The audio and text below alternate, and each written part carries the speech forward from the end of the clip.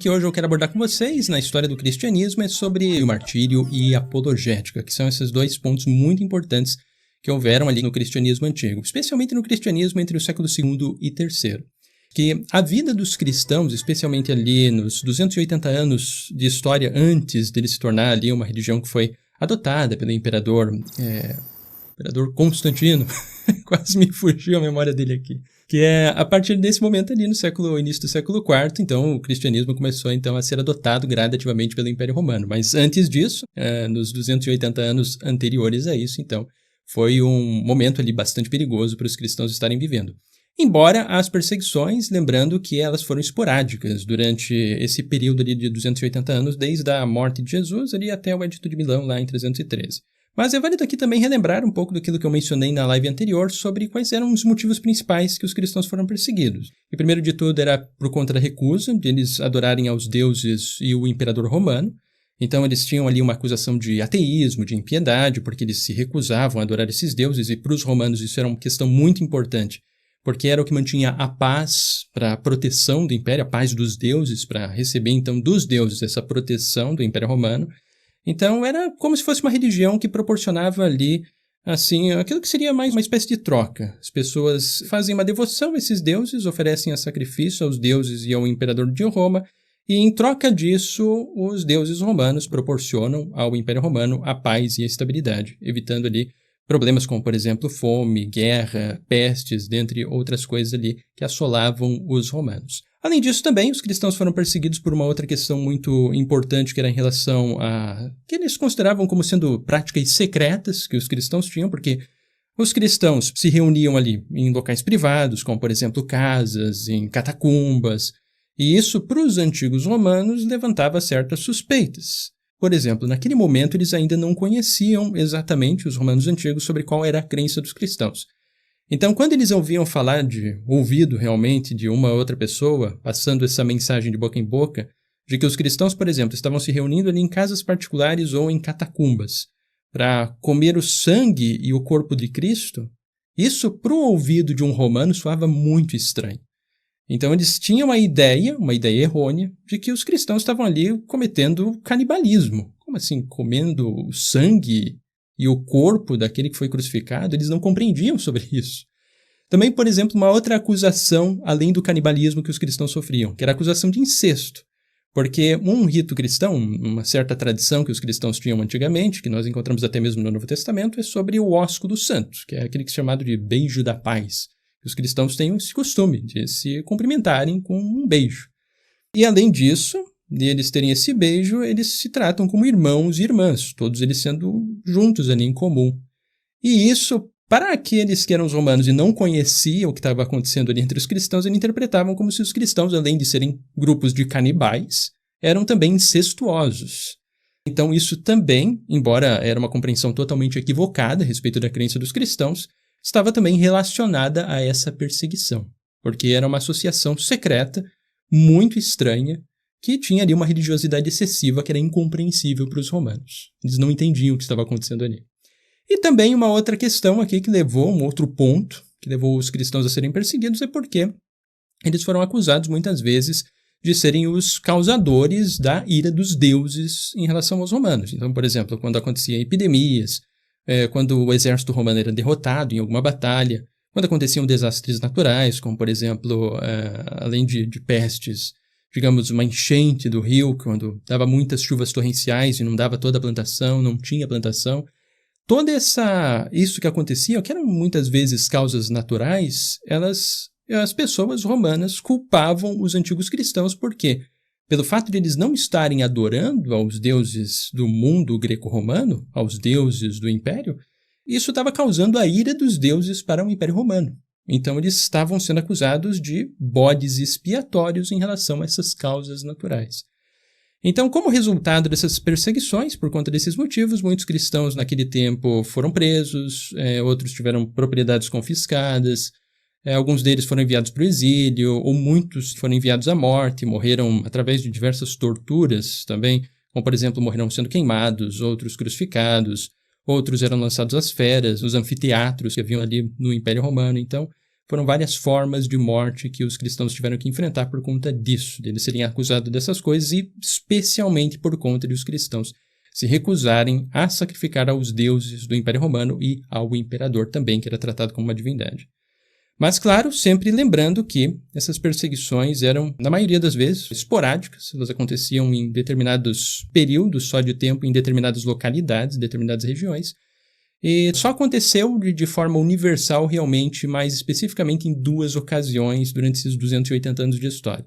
Que foi especialmente a perseguição de Décio, que ocorreu ali entre os anos 249 até 251, que foi a primeira perseguição realmente universal do Império Romano aos cristãos.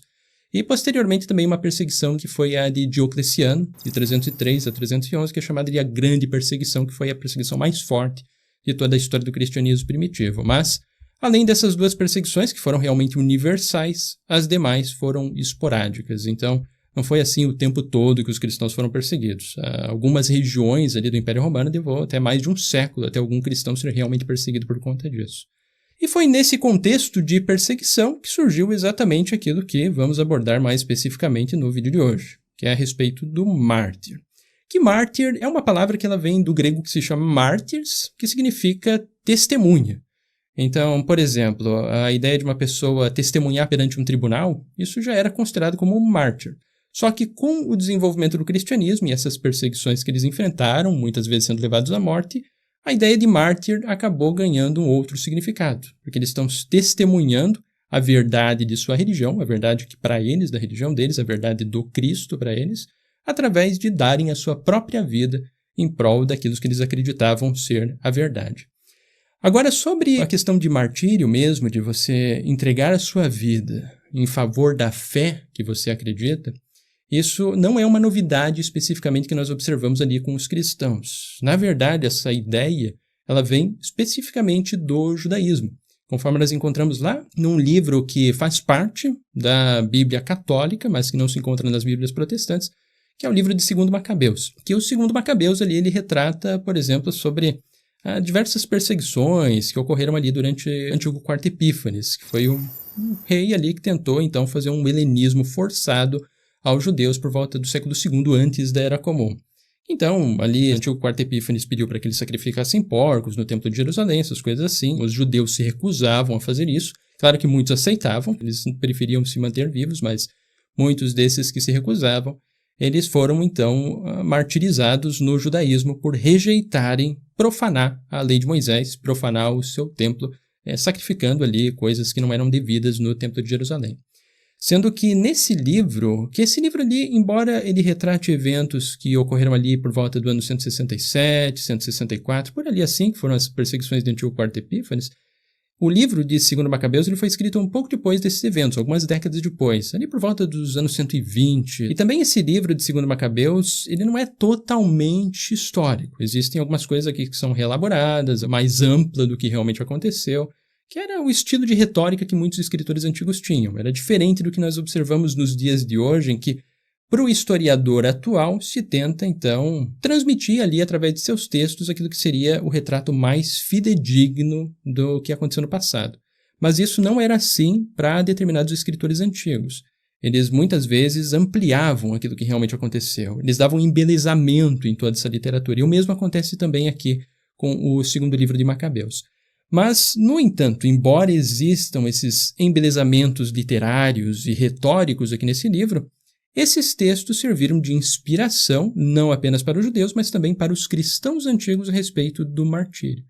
E um texto muito importante desse livro de 2 Macabeus é especialmente o capítulo 7 dele, em que ele mencionaria sobre o martírio de 7 irmãos junto com a sua mãe, nessas perseguições de antigo quarto Epífanes, justamente porque eles se recusavam a consumir carne de porco, uma carne proibida, segundo a lei mosaica, e também de abandonar, de forma geral, o seu judaísmo, oferecendo sacrifícios aos deuses dos gregos. E eu aqui separei somente alguns versos desse capítulo 7, não o capítulo inteiro, embora seria interessante até fazer a leitura do capítulo inteiro, se vocês tiverem a Bíblia católica e o 2º livro dos Macabeus, que é bem interessante sobre esse texto. Mas que como ele é um capítulo que tem mais de 40 versos, então seria um tanto extenso aqui para ler com vocês na live de hoje. Então eu separei aqui só alguns versos, verso 2, 7, 14, que já nos apresenta ali algumas das ideias que nós vemos sobre o martírio no judaísmo antigo e que inspirou esses primeiros cristãos mártires ali durante as perseguições dos cristãos pelos romanos. Então esse texto aqui ele diz o seguinte, segundo a tradução da Bíblia de Jerusalém. Que pretendes interrogar e saber de nós? Estamos prontos a morrer antes que a transgredir as leis de nossos pais. Tu, acelerado, nos tiras desta vida presente, mas o Rei do mundo nos fará ressurgir para uma vida eterna, a nós, que morremos por suas leis. É desejável passar para outra vida às mãos dos homens, tendo da parte de Deus as esperanças de ser um dia ressuscitado por ele. É interessante esses versos aqui, porque apresenta ali a grande fidelidade que esses judeus aqui, que são retratados no livro dos Macabeus, tinham para a lei de Moisés e para com a sua religião. Eles preferiam entregar as suas vidas, tendo a certeza de que no final dos tempos iriam ser ressuscitados dos mortos por Deus para viver então com Deus, do que profanar a sua lei e profanar a sua fé simplesmente para se manter vivos. Porque para eles a verdadeira vida não era a vida presente no momento agora, mas sim a vida futura que eles terão diante de Deus. E essas ideias foram também transmitidas a esses cristãos antigos. Só que, claro, com a diferença de que esses cristãos eles davam a sua vida por Cristo, davam a vida por aquilo que eles acreditavam ser a verdade que Cristo trouxe a eles. Então isso é um detalhe muito interessante ali que nos ajuda a compreender sobre aquilo que seria o mais provável de ser as origens da ideia do martírio no cristianismo antigo. Agora, especificamente indo a respeito do martírio dos cristãos, uma outra fonte de inspiração também que levou muitos cristãos a serem martirizados é observar a própria vida de Jesus de Nazaré, conforme relatado ali nos 4 evangelhos, porque os cristãos acreditavam que ele foi perfeito em sua forma de viver, inocente, e que deu testemunho a Deus através de sua vida e também através de sua morte. E essa ideia de testemunho ou mártires, nós já encontramos sobre isso até mesmo, por exemplo, ali no Evangelho de João. Se nós observarmos, por exemplo, o capítulo 18, verso 37, ele dá a entender também sobre essa ideia de martírio que nós encontramos ali no Evangelho. Que esse Evangelho ali também diz o seguinte, também aqui segundo a tradução da Bíblia de Jerusalém. Pilatos lhe disse, então tu és rei? Respondeu Jesus, tu o dizes, eu sou o rei. Para isso nasci e para isto vim ao mundo, para dar testemunho da verdade. Quem é da verdade, escuta a minha voz. Então esse texto aqui é um texto também que inspirou muitos cristãos a observarem ali na vida de Jesus também aquilo que seria o martírio, uma forma de testemunho daquilo que Deus trouxe e daquilo que é a mensagem de Jesus e aquilo que é a sua religião. É claro que aqui nesse texto Jesus não morreu, nesses versos aqui, ele vai morrer um pouco mais à frente, mas os cristãos aqui eles entendiam que essa forma como Jesus viveu e morreu servia então como um testemunho da verdade de Deus. Mas além desse texto também nós encontramos outros textos até mesmo mais antigos do que esse do Evangelho de João, lembrando que o Evangelho de João foi escrito mais ao final do século I e início do século II, então em algum momento ali entre os anos 90 e 110 mais ou menos, normalmente ele é datado. Nós temos ainda um outro mais antigo, que é o próprio apóstolo Paulo. Como, por exemplo, ele menciona lá sobre sofrimentos, dores, lá em sua segunda carta aos Coríntios, no capítulo 4, versos 10 a 12, e também acrescentei aqui um verso 14, que contém aqui algumas ideias bem interessantes também que contribuíram com essa ideia do martírio, conforme nós encontramos em Paulo. Lembrando que essa carta aqui foi escrita ali por volta dos anos 54 e 57, então algumas décadas antes do Evangelho de João, mas tem aqui um texto importante também, que diz o seguinte: trazemos, porém, este tesouro em vasos de argila, para que esse incomparável poder seja de Deus e não de nós. Somos atribulados por todos os lados, mas não esmagados. Postos em extrema dificuldade, mas não vencidos pelos impasses. Perseguidos, mas não abandonados. Prostrados por terra, mas não aniquilados. Incessantemente e por toda parte trazemos em nosso corpo a agonia de Jesus, a fim de que a vida de Jesus seja também manifesta em nosso corpo. Com efeito, nós, embora vivamos, somos sempre entregues à morte por causa de Jesus, a fim de que também a vida de Jesus seja manifesta em nossa carne mortal. Assim a morte trabalha em nós, a vida, porém, em vós. Por conseguinte, tendo o mesmo espírito de fé, a respeito do qual está escrito, acreditai, pois isto falei, cremos também nós e por isto falamos. Pois sabemos que aquele que ressuscitou o Senhor Jesus ressuscitará também a nós, com Jesus, e nos colocará ao lado dele, juntamente convosco.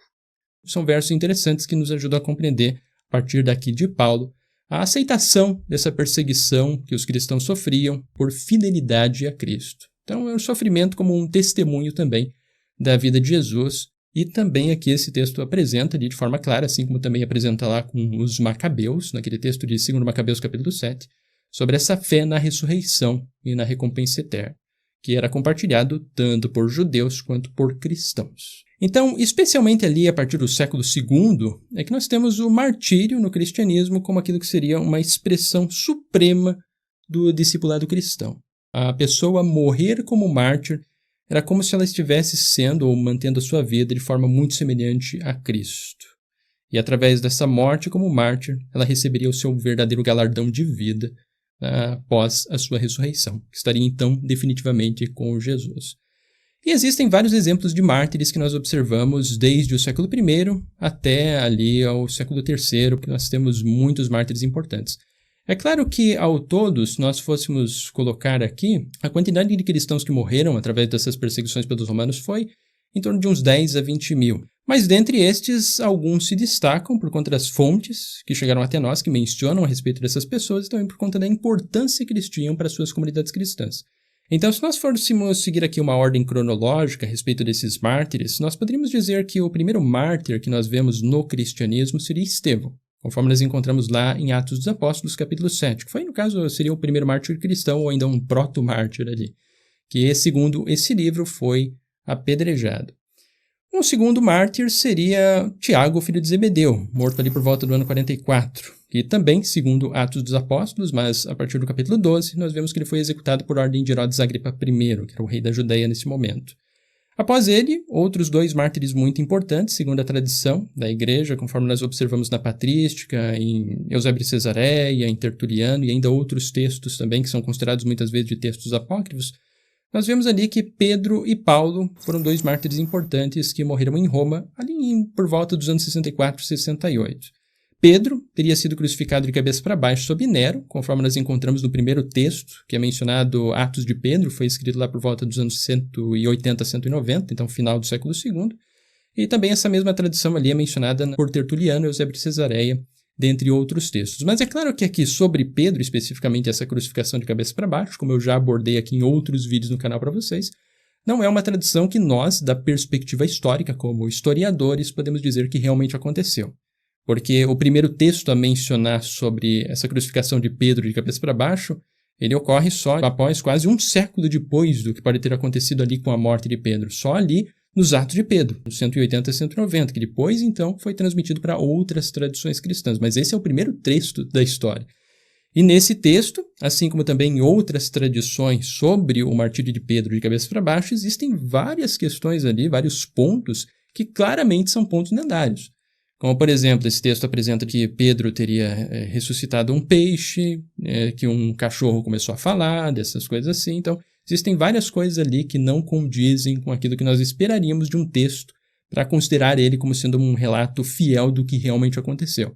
Até mesmo Atos de Pedro menciona que Pedro, enquanto estava crucificado de ponta cabeça, ele estaria ali proferindo um longo discurso, algo que obviamente seria impossível de acontecer no contexto ali em que estava havendo. Então, é mais provável que, na verdade, o relato da crucificação de Pedro de cabeça para baixo seja um relato mais lendário do que propriamente algo que aconteceu historicamente. Mas o que nós podemos lançar como hipótese plausível historicamente é que Pedro pode ter, sim, sido morto ali durante as perseguições de Nero, devido a ele ter culpado os cristãos pelo incêndio de Roma, como nós já observamos também no vídeo anterior. Isso é plausível da perspectiva histórica. O que não é plausível é a crucificação de cabeça para baixo. E também sobre Paulo, existe aquela tradição encontrada nos Atos de Paulo, que foi escrito ali mais ou menos nessa mesma época de Atos de Pedro, anos 180, 190, então final do século II, que, segundo essa tradição, ele teria sido decapitado por Nero também, então perdeu a cabeça.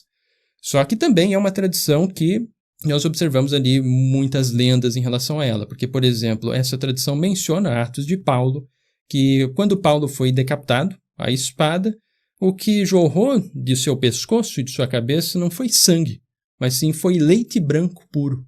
O que, mais uma vez, indica que nós estamos diante de um relato mais lendário do que propriamente um relato histórico do que realmente aconteceu no passado.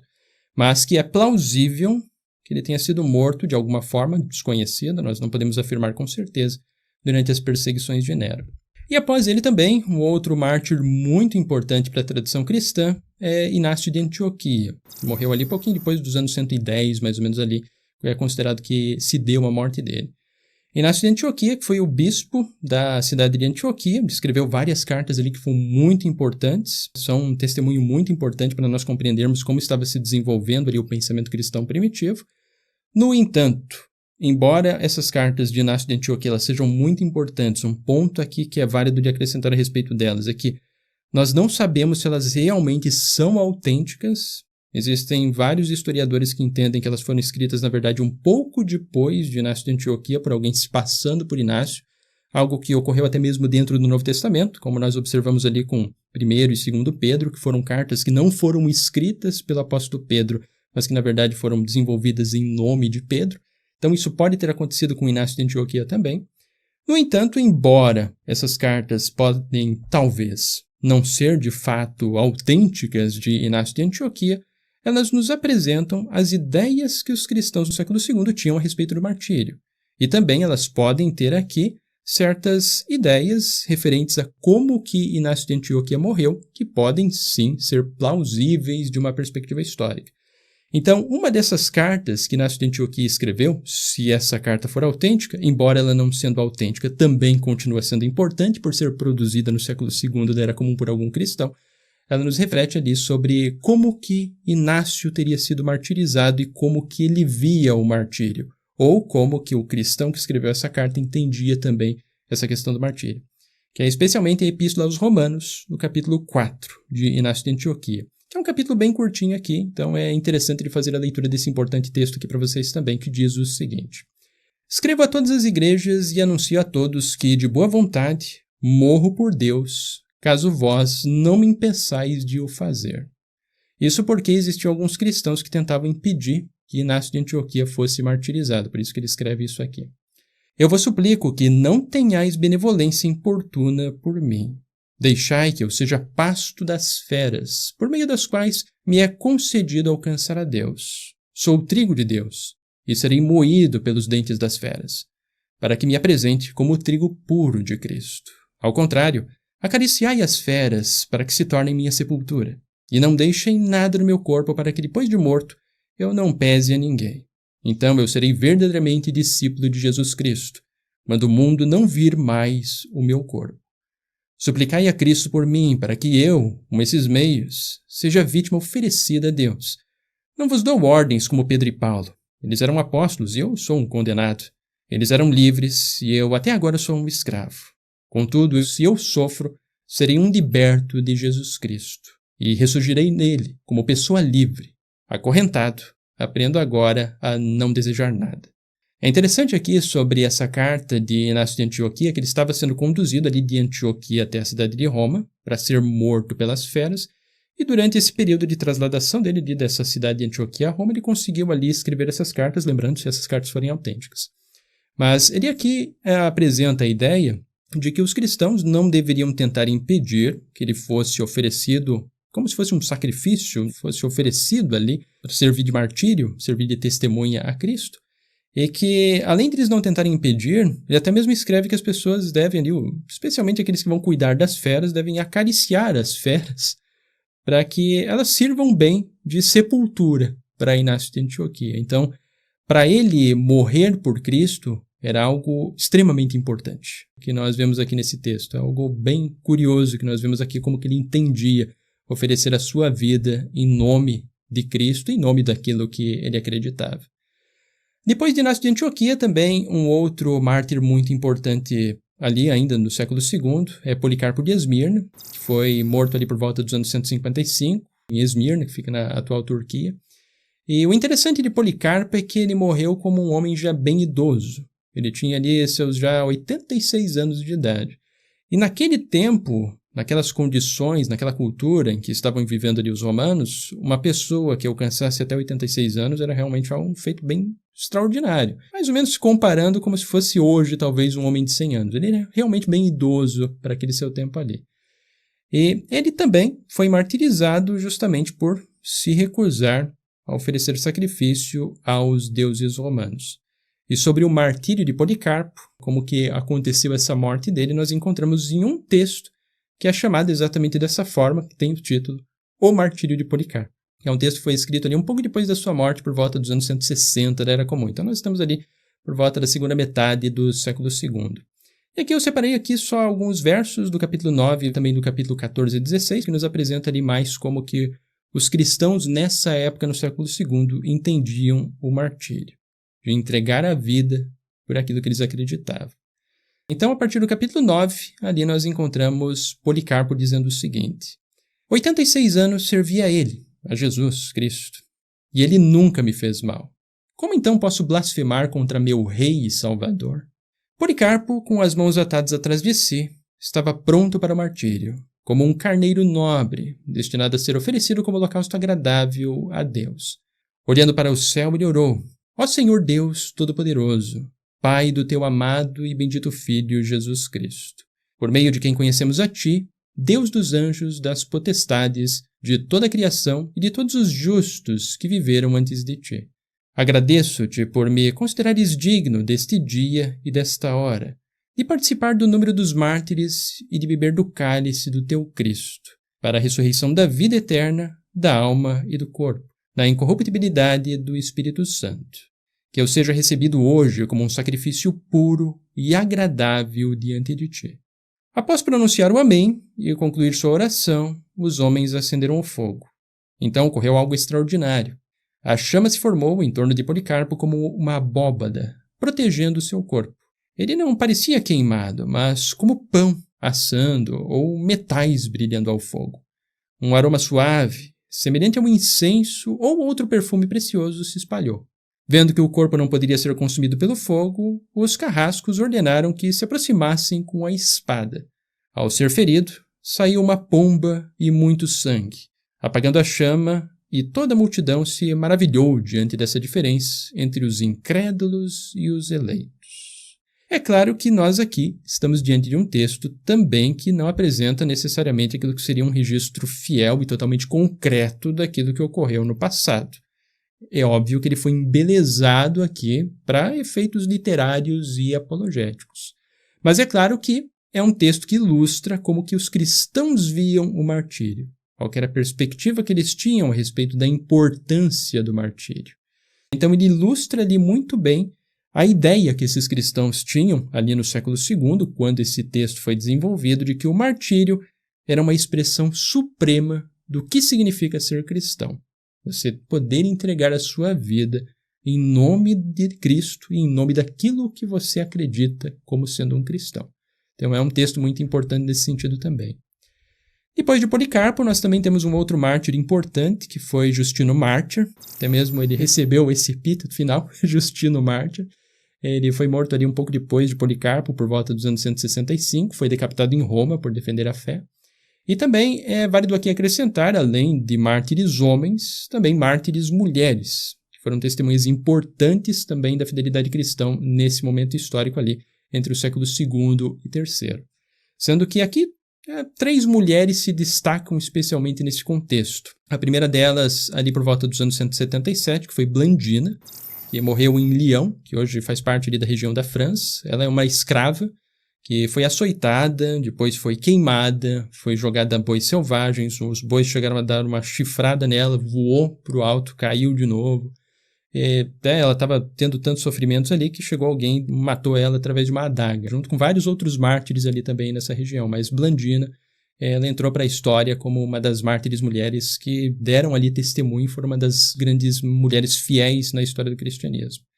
E também depois de Blandina, por volta dos anos 203, em Cartago, ali no norte da África, nós temos também a história de Perpétua e Felicidade. Elas eram 2 jovens mulheres ali que foram mortas também na arena, mostraram bastante fidelidade ali à sua religião, sendo martirizadas por feras ali. E o interessante sobre especialmente Perpétua é que ela foi a primeira mulher cristã a deixar um testemunho escrito de fato, porque enquanto ela estava presa ali aguardando o que iria ocorrer com ela, ela escreveu um diário em que ela descreve ali o que ela estava sentindo, o que ela estava vendo, como estava se aproximando o momento de ela ser executada. E esse diário de Perpétua ele se encontra preservado numa obra um pouquinho posterior, que é chamado de O Martírio de Perpétua e Felicidade, que é uma obra que contém ali alguns excertos desse diário de Perpétua. E nos capítulos 3 a 6 desse Martírio de Perpétua e Felicidade, ele contém, então, alguns trechos desse diário que eu trouxe aqui, que é interessante de nós entendermos um pouquinho só do que Perpétua estava escrevendo ali em seu diário, que é uma das visões que ela teve antes de ser martirizada, que diz o seguinte: vi uma escada de bronze, maravilhosamente grande, alcançando o céu. Era estreita, de modo que só uma pessoa podia subir por vez. E sob a escada havia um dragão de tamanho enorme, que espreitava aqueles que subiam e tentava assustá-los para que não subissem. Então, pisando na cabeça do dragão, subi o primeiro degrau e comecei a escalar. Não tenho medo de sofrer, pois sei que Cristo está comigo e oro para que sejamos fortes até o fim. Interessante aqui mais um testemunho também de martírio de alguém que realmente acreditava na sua religião, acreditava no Cristo. E também, além disso, como resposta a esses martírios e perseguições, um outro ponto importante que surgiu nesse momento, nesse contexto histórico do cristianismo antigo, então ali entre o século II e III, foi a apologética.